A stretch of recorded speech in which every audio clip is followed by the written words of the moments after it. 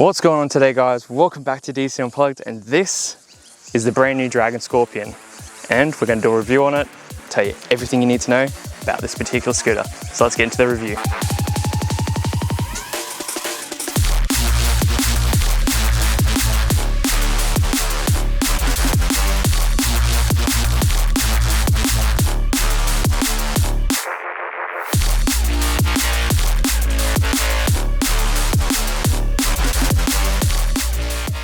So like always on DC Unplugged reviews, we're going to start from the top of the bars and we're going to work our way down while also showing you and telling you some specs on this particular scooter. So let's start off by turning the scooter on. Now with this particular scooter, it's very easy. You just hold the power button. It's going to get a cool little start up here. Hopefully these guys can see that. And you just basically tap it on the screen, your little NFC card, and now the scooter is now on. So no more of the keys, it's now obsolete. Basically got a S button here on the right hand side. This is just to change it from dual motor to single motor. We've got obviously front hydraulic brakes. We've got your trigger throttle. We've got a couple of modes, power up and down for your modes going 1, 2, 3 in gears, and some other stuff which you can go into here and change. Also this screen here, we can see here, if you guys are a fan of the DC Unplugged thing, we've got a little tab here, and I think we're going to do that right now. So,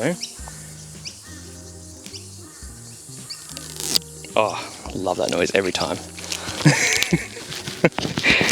Anyway guys, moving along the bars here, we then go to the left hand side of the bars. So we've got lights, we've got indicators, the scooter does have indicators, and we've got a horn as well, which is decently loud. Obviously, again, rear hydraulic brakes as well. Now for some train spotters, you would have noticed there's this little thing right in the middle of the stem here. This is going to be for when you fold the scooter down and actually lock it into place for actually easy storage and picking up of the scooter. Alright guys, so a couple of screen settings here. It's going to be really hard, guys. I am filming in a very glary place, unfortunately, so just bear with me. But if we look over here, we've got our power mode. We just press our power button and we can flick through some really cool settings. So at the moment, we've got how long it's been on for. We've got a current trip there. Click it again, it gives us our OD, so we've done 25 kilometers. And this is our current voltage, so it tells you in readout of, so we've got 55.8 volts.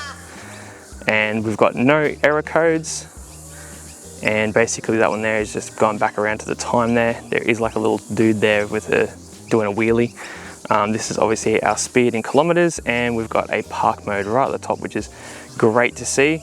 And we can click through by pressing the button, the up button and minus button to go through the gears. So 1, 2, 3, and it goes in the park. Fantastic. I love that about the new Dragons. We can put them in the park without them waiting for them to time out. You can just shove it in there just in case you have friends or family that don't really know too much about your scooter, and they go and pull the trigger and it won't do anything.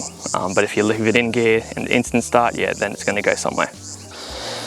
Falling down the pole, a lot of you guys will know this very well. This is shared over from the Lightning V2, the Cyclone Pro, and many other scooters from Dragon, including also the Predator as well, also has the stem as well. So very easy, very simple. It's just a big one open little clamp.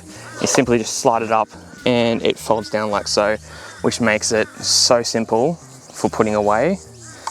And there's our little clip there, and then you can pick it up, the scooter up by here. Now the scooter weighs around about 30 kilos, just a tad bit over 30 kilos, which is actually pretty good considering. And it's as simple as just putting it up. Most of the time this thing will almost put itself into place, but you just push it down, all the way down, and then just lock it in place and you're good to go. That simple, that easy, super reliable clamp, super sturdy and super strong because it's just so big. Coming down the front here, we've got a really cool little stem here. We've got a little scorpion little logo in here, and I think this has got one of those little, I think it's got another one of those little, oh it does, another one. Best sound ever. Anyway guys, now we've got the badge completely, I think we've done everything with the badges now, but anyway, moving on, we've got this really cool lower down stem part. We've got some is it carbon fiber? It's fake carbon fiber. We've got carbon fiber front mud guards, along with obviously our hydraulic brakes. These are 140mm front hydraulic brakes, and they are the same as well on the rear. Also up front, we've got another little Scorpion badge as well up the front here on the stem, showing you exactly what you got, with some really nice bright headlight, actually from the Predator, which I find the headlight's actually really good. Has a nice cutoff beam so you're not blinding everyone. Noticeable difference up the front here with the Scorpion. This is an 11-inch setup, so you've got 11-inch motors and tires, fitted factory with all-terrain tires, which allow you to go a bit of off-road, but also still retaining that nice curvature for cornering and stuff like that when you're on the pavement. Moving on along to the deck space here, so we've got this nice rubberized mat. This is actually really nice. Got the new logos as well for Dragon and a little Scorpion down the side here. The battery in this is a 52 volt 21 amp hour, and controlling both the front and back motors is a 27 amp controller. So you'll get quite a lot of acceleration out of this thing. So it is quite peppy for a 52 volt. So along with this rubber matting as well, guys, down the side here we have this really cool pattern. Those there, you can probably see in the background, it is changing colors, so it's got RGB and it flows along like that. Also going along with the flow and going towards the front of the scooter, we have one charge port here, so there is no fast charging, but it is the updated charge port from Dragon, so anti-spark doesn't make that popping noise anymore, which is great. Moving further down, we've got this little plastic kick plate here. It's actually really sturdy. As you would have seen in the intro, I've done a couple of wheelies on it, so it's definitely got your nice and strong setup. Followed behind here, we've got your brake light or trail light. So for suspension, we have the Lightning V2 styled suspension. So this is oil shock, which makes it really nice and smooth to ride. It's also shared with the Predator. So awesome, amazing ride. I really like this suspension. It's one of the best suspensions that I've found on Dragon so far. Obviously coming down, we've got another 11-inch motor with 140mm hydraulic brakes, and we've also got, again, carbon fiber rear mudguard, or carbon fiber. We got ourselves a nice carbon fiber rear mudguard. It is a little bit dirty because we have ridden it here, and I have been enjoying this scooter quite a lot. So specs and speed, guys, we've got combined effort between both of these modes. We have 3,600 watts of power, which is plenty enough for anything you could possibly need, and about 60 kilometers of range. So that is a claimed range. We will be doing a range test on this thing, and from many Dragons that I've tested in the past, obviously keeping them at 25 k's an hour in single motor, mixed of both hills, everything like that, they usually end up going over that 60 kilometers range, obviously depending on where you ride and where you are and how you ride. So keeping it in the speed restriction of Queensland, it's 25 k's an hour. So yeah, claimed range 60 would definitely get that, and we will do a test on that as well. Really cool things about this, and big features that I love about it is, of course, these RGB. If you've watched the unboxing video, that thing is it just makes this scooter so cool and very eye-catching. Now, while also riding the scooter for some time now, I have gone to Mexico's tunnels and found out how fast this thing goes. And with myself on it, being a 90 kilogram or 95 kilogram rider, I actually had this thing at 64 kilometers an hour. And that's it, definitely in the streets of Mexico. So, yeah. Doing some testing for you guys. Obviously we're going to do some track tests as well. If you guys have been around on the channel for a while, you know I have a little track that I like to take these particular scooters to and basically shoot gun them against each other. So definitely stay tuned for that.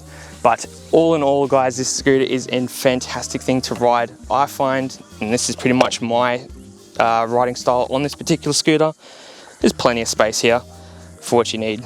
That would be how I'd pretty much stand on the scooter. Brakes feel amazing. They are borrowed from pretty much everything now. I find those are on the Hurricane as well, so they're very powerful brakes. So I don't think you'd really need to upgrade them unless you're doing silly things. But yeah, no, all in all, great little package scooter, especially for the price range that it's at. So this particular scooter sits right between the Cyclone Pro and the Predator, so it just fills that little gap in for when you're stepping up through the Dragon range. So definitely a nice little scooter to have in a fleet if you have a whole bunch of scooters. It's definitely quite a thrilling ride for a 52 volt and quite fast as well. So it's yeah, it's a lot of fun. I like it a lot. Now for the bads about this scooter, I can't really point too much out on it. I do find that the steering is, I'd probably call it twitchy. It's just very loose, and it probably definitely benefit from some sort of dampening. It just feels a little bit loose for me, but I'm really trying to pull this scooter apart to give you guys some negative feedback. But that's pretty much the only thing I can really put on for the price bracket, for the size of the scooter, for everything that it is. You can't really pull teeth like on it. Again, it's not meant to be a huge fast, like lightning fast scooter or anything lightning related. The deck space is going to be naturally a little bit smaller because it is a more compact scooter for people that are, you know, in that particular price range. So definitely when you step up to lightnings and stuff like that, you do get a lot more bigger deck space for obvious reasons, for bigger batteries and whatnot. But for a complete scooter for this particular price range, I just love it. I actually genuinely love this scooter. It's really cool. And yeah, we'll see you guys all in the next video when we're track testing this thing or when we're range testing it. So if you guys liked this review, definitely leave a like and comment down below, and hopefully this helps you guys pick out your next scooter. We'll see you all next time. Cheers.